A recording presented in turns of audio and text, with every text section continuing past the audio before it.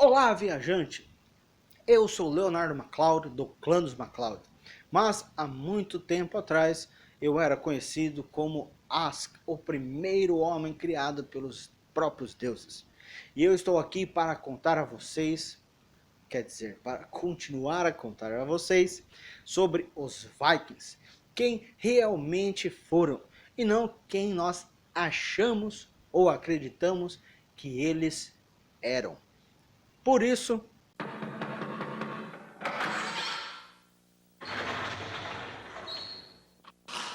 Senta que lá vem a história.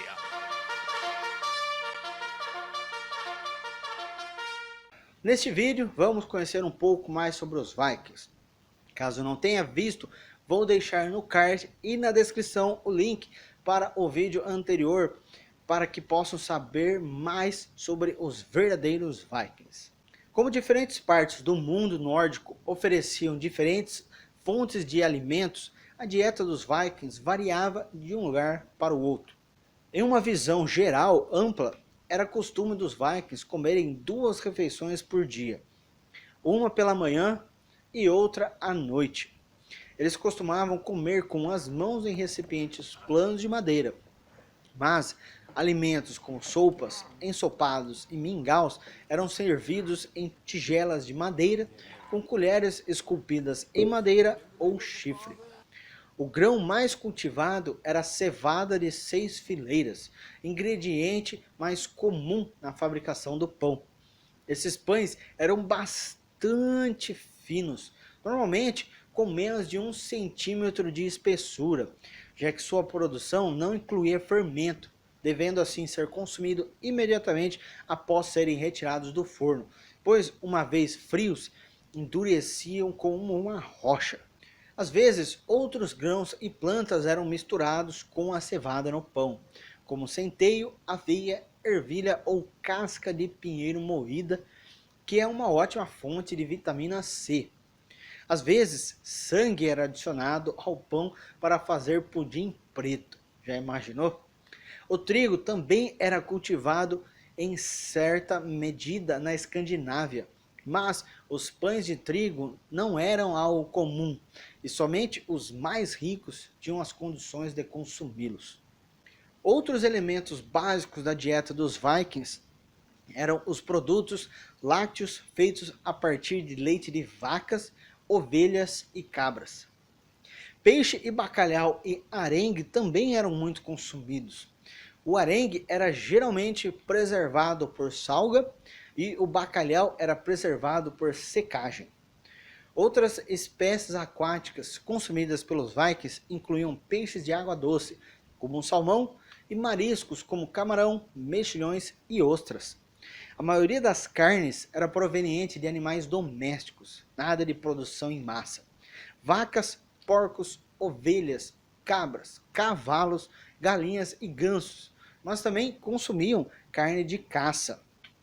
Na parte da caça, tinham aves marinhas, focas, baleias, lebres, coelhos, javalis, alces e veados eram animais comumente caçados. A carne de foca e a carne de baleia eram consideradas iguarias, e o óleo de foca às vezes era usado como substituto da manteiga.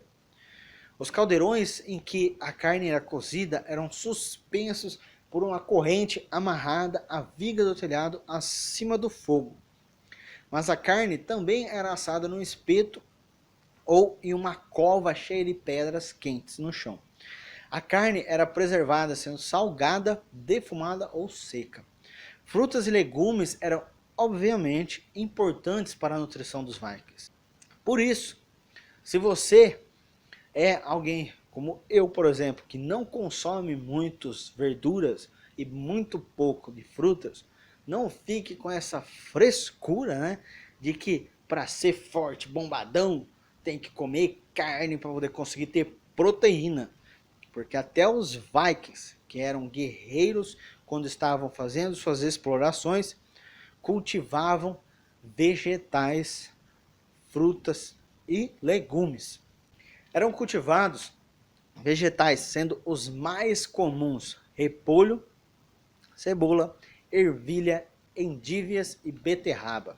Frutas como peras, cerejas, ameixas, mirtilhos, framboesas, amoras e morangos eram colhidos na natureza e podiam ser comidas cruas ou secas. Lógico, porque não eram cheios de agrotóxicos enfiados no coitado dos alimentos, né? As avelãs parecem ter sido o único tipo de noz comestível que os vikings coletavam de seus próprios territórios. Os vikings temperavam sua comida com sal, ervas e especiarias.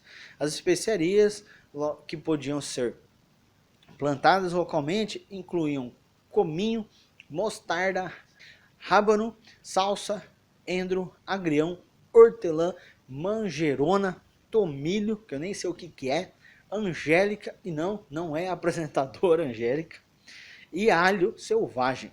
Mas eles também importavam outras por causa das explorações marítimas que eles utilizavam também para o comércio. O mel era o adoçante típico. Para obter sal, os vikings faziam da maneira manual. Ferviam a água salgada e coletavam os cristais que restavam quando a água evaporava. As principais bebidas alcoólicas eram o hidromel e a cerveja, que eram comumente servidos em chifres de gado. A única outra bebida alcoólica que os vikings fizeram foi o vinho de frutas, proveniente de várias frutas que cresciam em suas terras. Como não aprenderam a destilar bebidas alcoólicas naquela época, esses vinhos de frutas eram as bebidas mais fortes produzidas localmente. O verdadeiro vinho, isto é, o vinho produzido a partir de uvas, vinha do exterior e era um luxo caro que somente os ricos podiam pagar. Quando os vikings queriam tomar suas bebidas durante uma refeição, usavam xícaras de madeira em vez de chifres. O verdadeiro vinho do sul era servido em vasos mais refinados, geralmente jarros de cerâmica importados ou copos de vidro ou tigelas de prata fabricados localmente. Antes de falar sobre o sistema de classes sociais, eu só preciso colocar um ponto. Me desculpem se eu pronunciar alguma coisa errado, pois esses nomes são muito loucos para poder pronunciar, tá? Então, vamos lá. Durante a maior parte da era Viking, havia apenas 3 classes sociais: os escravos, os Karlar e os Jarlar. No entanto, mais tarde, na segunda era Viking, surgiu um novo nível de classe social que consistia em rainhas e reis.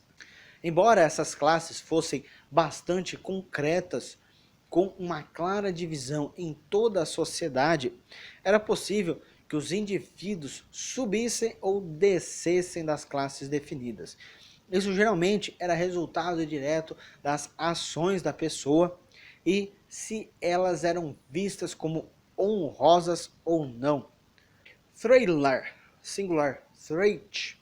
Os Thrailar eram escravos, a posição mais baixa que alguém poderia ter na sociedade Viking. Esses indivíduos não tinham absolutamente nenhum direito legal e eram frequentemente vendidos como forma de moeda durante as transações. As pessoas que pertenciam a essa classe geralmente eram filhos de escravos, o que automaticamente as colocava nessa classe. No entanto, havia também a possibilidade de alguém se tornar escravo por haver sido capturado em guerra ou após a falência. Abrir mão da liberdade em troca da vida também era possível. Uma pessoa extremamente pobre, mas livre, poderia abrir mão de sua liberdade para uma pessoa em melhor situação em troca de que ela cuidasse de suas necessidades materiais. Isso era especialmente comum quando o pobre chegava a esse ponto devido a dívidas. Nesse caso, sua liberdade era a única coisa que ele tinha a oferecer ao credor. De novo, me desculpe se eu estiver pronunciando incorreto. Karlar, singular, Hats. Os Karlar ficavam logo acima dos escravos, mas compartilhavam muitas semelhanças em seus estilos de vida. A principal distinção entre as duas classes era que os Karlar eram considerados livres e tinham proteção total sobre a lei Viking. Isso lhes permitia fazer coisas como ter terrenos agrícolas próprios e se tornarem guerreiros. De fato, a maioria dos guerreiros eram da classe Karts e trabalhavam como fazendeiros quando não estavam realizando ataques. Jarlar, singular, Jart. No topo da hierarquia estava a classe conhecida como Jart, que eram essencialmente nobres. Esses indivíduos eram frequentemente muito ricos e não precisavam realizar nenhum trabalho árduo ao longo da vida. Eles costumavam participar de batalhas e ataques, mas costumavam fazê-los como chefes e senhores de guerras, em vez de guerreiros comuns no campo de batalha. Mesmo quando a quarta classe de reis e rainhas surgiu mais tarde na era Viking, os Jarlar ainda permaneceram muito ricos e respeitados, sendo frequentemente encarregados de supervisionar pessoalmente grandes extensões de terras para o uso do rei.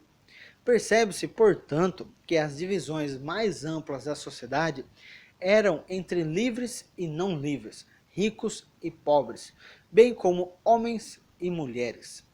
A honra e a família eram de importância crucial e a sociedade era unida por tradições e normas. E meu amigo, se essas normas fossem quebradas, a honra de um indivíduo e a aprovação dele pela sociedade poderiam ser destruídas. A honra pessoal era alcançada através de atributos particulares, como coragem, inteligência e generosidade. As explorações marítimas e a conquista de terras eram também fatores que podiam aumentar exponencialmente a reputação pessoal de um viking, sendo mais um possível motivo para as viagens. Os vikings atribuíam grande significado à reputação que deixavam para trás após a morte. Se a honra e a reputação de uma pessoa estivessem intactas, seu nome nunca seria esquecido. E esse é mais um ponto para observarmos como a nossa civilização foi se jogando à decadência. Porque hoje em dia a nossa honra vale quase que nada. Por isso temos todos esses políticos, por exemplo, que mentem, roubam na cara dura e depois ficam fazendo discursos dizendo que se importam com o país, se importam com o povo, que foram escolhidos pelo povo para trabalhar para o povo. Por isso é que eu sempre falo e continuo falando que devemos olhar para o passado para conseguirmos resgatar um pouco do que deixamos para trás, como principalmente a preocupação com os nossos atos e o que vamos deixar para trás depois que morrermos. Porque, como muitos dizem, e eu também acho isso, o nosso nome não é simplesmente o nosso nome, ele está ligado às nossas ações. Por isso que na história, quando ouvimos certos nomes como Hitler, pensamos o quê? Em toda a desgraça que ele fez. Quando ouvimos em nomes como, por exemplo, Ayrton Senna, lembramos o quê? De todo o bom que ele fez, de tudo que ele trouxe de bom para o mundo. Por isso, tomem muito cuidado com as suas ações.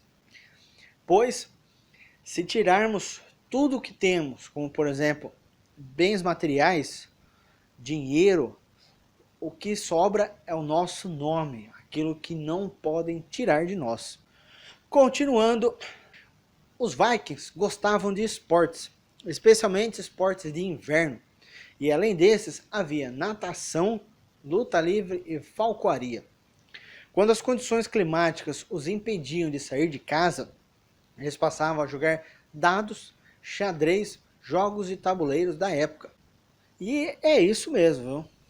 Muitos podem pensar que os vikings eram só guerreiros que se preocupavam só com o treinamento físico, mas não. Além de treinar o físico, também tem que treinar o mental. Além disso, eles também contavam histórias perto da lareira para seus filhos, para os membros da família em geral. Os Vikings da classe alta adoravam festas. Eles tinham seus poetas pessoais que cantavam e recitavam para eles poemas, rituais religiosos que glorificavam as ações, divindades e milagres de seus deuses. Eles também possuíam instrumentos musicais, como cornetas e harpas, mas isso não fazia parte do homem viking médio. Agora chegamos a uma parte vital da vida viking, os barcos. O navio viking também tinha sido a maior conquista técnica e artística da época das trevas europeias. Esses navios velozes tinham força para sobreviver às travessias oceânicas e tinham um calado de até 50 centímetros, permitindo a navegação em águas muito rasas. Os navios eram uma parte importante da sociedade viking, não apenas como meio de transporte, mas também pelo prestígio que conferiam ao seu dono e capitão. Tais navios permitiam que os vikings embarcassem em suas viagens de comércio, invasão e exploração.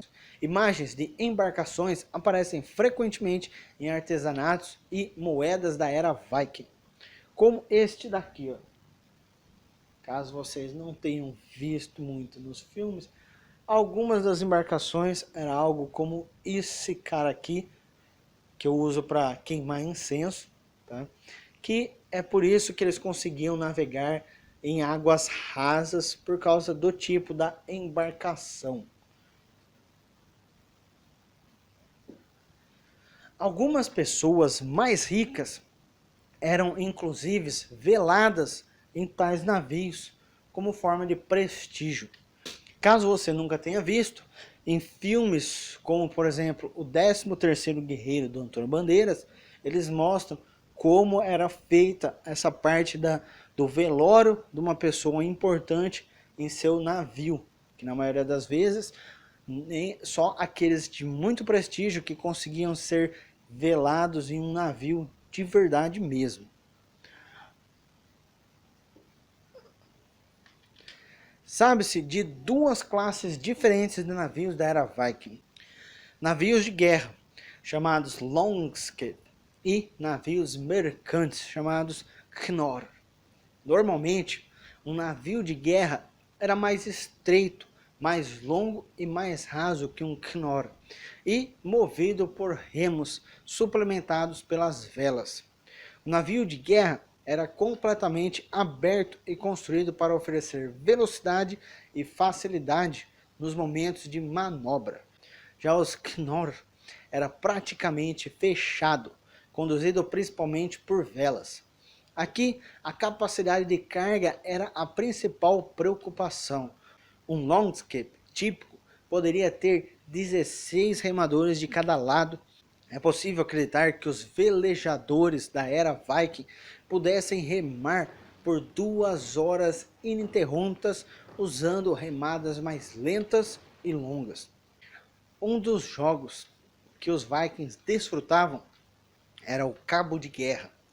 Diferentemente das versões modernas do jogo, a versão antiga usava movimentos semelhantes ao de remar em um navio. Especula-se que o jogo era uma maneira de descobrir quem poderia ser um bom remador e, portanto, um bom complemento para a companhia do navio. Sendo assim, não era aquela coisa de quem conseguia puxar mais forte, mas quem conseguia fazer uma puxada só com força o suficiente para que conseguisse derrubar o seu oponente, assim mostrando que ele conseguiria ter uma remada forte. Assim, eles conseguiriam fazer poucas remadas, mas com mais potência, fazendo com que o navio conseguisse ir mais rápido, com um pouco menos de esforço na quantidade de remadas. As sagas falam de navios de guerra muito maiores, como Ormorenlang, Grande Serpente, do rei Olaf Tryggvason, que eram muito mais longos e carregavam muito mais remadores do que os navios de guerra típicos. Teria sido em um navio dessa classe que levava o rei nas guerras dinásticas, como quando o rei Olaf da Noruega lutou contra o rei Svein Forkbeard, ou o rei Olaf e Earl Eric na Batalha de Svolder. Até recentemente não havia evidências para confirmar que os navios desse tamanho existissem, mas navios encontrados no final do século XX confirmaram que eles poderiam ter 30 ou mais remadores de cada lado. As batalhas marítimas na era Viking eram travadas em navios estacionários, como batalhas terrestres em ilhas flutuantes. As batalhas tinham 3 partes. Primeiro, os comandantes de cada navio manobravam para a posição mais favorável em relação aos navios amigos e inimigos. Flechas e lanças eram disparados quando as embarcações se fechavam e se uniam, e navios aliados eram amarrados, criando uma ilha flutuante. Às vezes, as flechas eram lançadas de posições estratégicas para atrair os inimigos para posições vulneráveis. A luta corpo a corpo no convés dos navios determinava o resultado. Um navio de guerra era um item valioso, não apenas pelo prestígio e valor monetário que tinha para seu dono, mas também para sua utilidade em futuras batalhas. Como resultado, a intenção no combate naval era obter o controle do navio e quaisquer objetos de valor que eles pudessem estar carregando, e minimizar qualquer dano ao navio do inimigo. Esse objeto era alcançado não atacando o navio, mas anexando sua tripulação. Os ataques tentavam varrer o convés do inimigo sem danificar o navio ou seu equipamento. As batalhas envolviam um grande número de navios.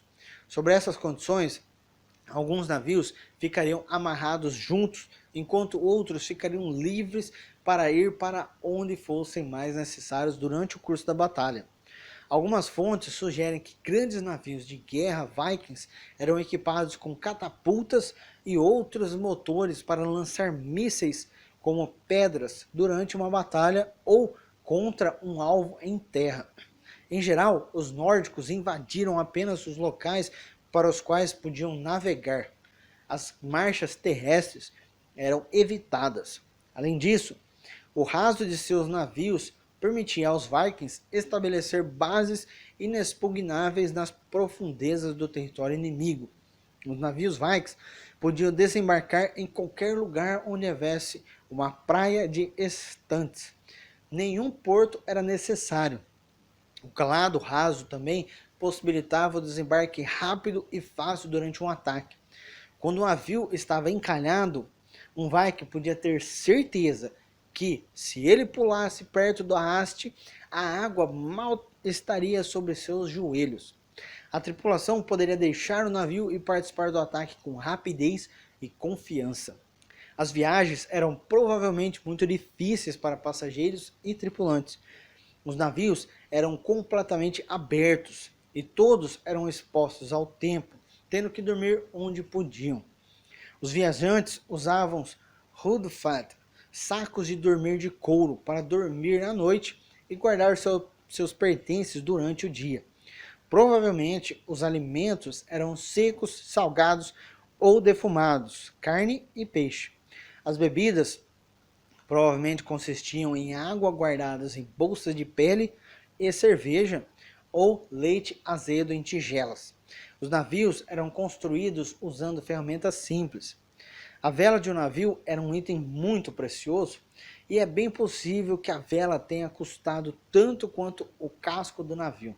Normalmente a vela era feita com a melhor qualidade de lã caseira. Sugere-se que era necessário o trabalho de várias mulheres por anos para fabricar o tecido necessário para uma única vela. E isso é tudo por hoje. Porém, existem muitos contos incríveis para contar. Antes de sair, não esqueça. Primeiro, se você não faz parte do clã, clique no botão inscrever-se para fazer parte do clã. Depois, deixe seu gostei para que o YouTube saiba que esses contos devem alcançar outros. Dessa forma, você pode ajudar a espalhá-los pelos 4 cantos do reino. E em terceiro lugar, marque o ícone do sino para que você possa ser notificado sobre novos contos para ouvir. Até o próximo conto, que os antigos deuses possam guiá-lo em seu caminho.